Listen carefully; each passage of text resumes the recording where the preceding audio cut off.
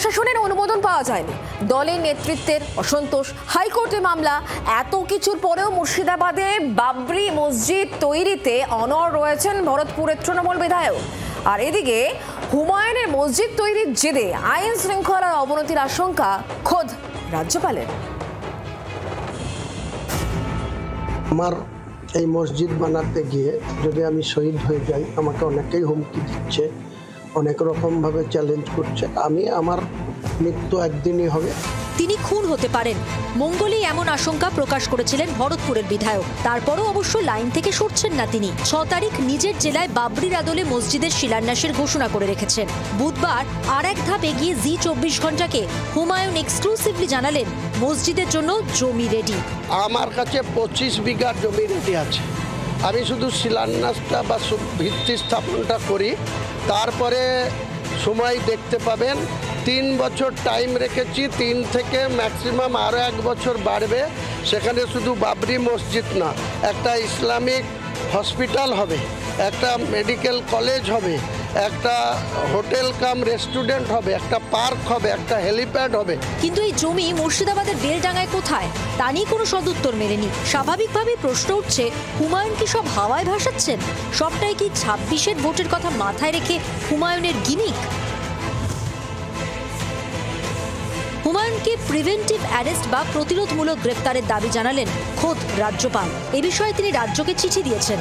সূত্র মারফত যে খবর পাওয়া যাচ্ছে তাতে জানা যাচ্ছে যে রাজ্যপালের তরফে যে চিঠি পাঠানো হয়েছে রাজ্য সরকারের কাছে, সেখানে স্পষ্টত বলা হয়েছে যে এক্ষেত্রে যে ধরনের মন্তব্য করা হচ্ছে বা এই যে ধরনের কাজ করার কথা বলা হচ্ছে, সেই ধরনের কাজের ফলে বা মন্তব্যের ফলে যদি আইন শৃঙ্খলার ক্ষেত্রে, রাজ্যের আইন শৃঙ্খলার ক্ষেত্রে কোনো রকম কোনো সমস্যা হয়, তাহলে যে ব্যক্তি এই মন্তব্য করছেন, অর্থাৎ কার্যত হুমায়ুন কবিরের দিকেই কিন্তু স্পষ্টত নির্দেশ যে ব্যক্তি মন্তব্য করছেন সেই ব্যক্তিকে যেন প্রিভেন্টিভ অ্যারেস্ট করা হয়, অর্থাৎ আগে থেকেই তাকে যেন সেক্ষেত্রে অ্যারেস্ট করা হয়, এমনটাই কিন্তু বলা হয়েছে।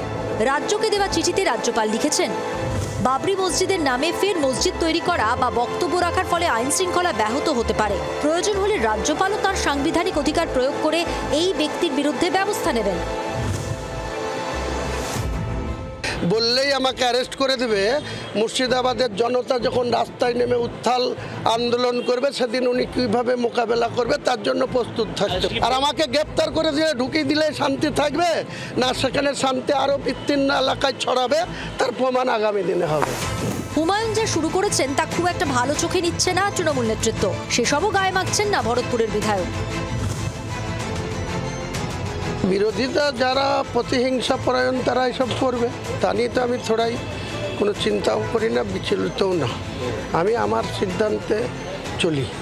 আমি পার্টির গাইডলাইন যেমন মানি, তেমনি এটা আমার ট্রাস্ট করছে। 6 তারিখের যে প্রোগ্রাম, সেটা 1 বছর আগে থেকে ঘোষণা করা ছিল। এটা আমার একটা ট্রাস্ট আছে, সেই ট্রাস্টের পক্ষ থেকে এটা হচ্ছে। মালদা সফর শেষে বৃহস্পতিবার মুর্শিদাবাদে সভা করার কথা মুখ্যমন্ত্রীর। তার আগেই কলকাতায় ভরতপুরের তৃণমূল বিধায়ক হুমায়ুন কবির মসজিদ তৈরি, নতুন দল গড়ার ঘোষণা করে কার্যত বাঘের পিঠে চড়ে বসেছেন তিনি। শেষ পর্যন্ত পরিণতি কি হয় তা স্পষ্ট হয়ে যাবে আগামী কয়েকদিনেই। শ্রেয়সী গঙ্গোপাধ্যায় ও অয়ন শর্মার রিপোর্ট, জি 24 ঘন্টা। বাংলার আওয়াজ, বাঙালির আবেগ, জি 24 ঘন্টা।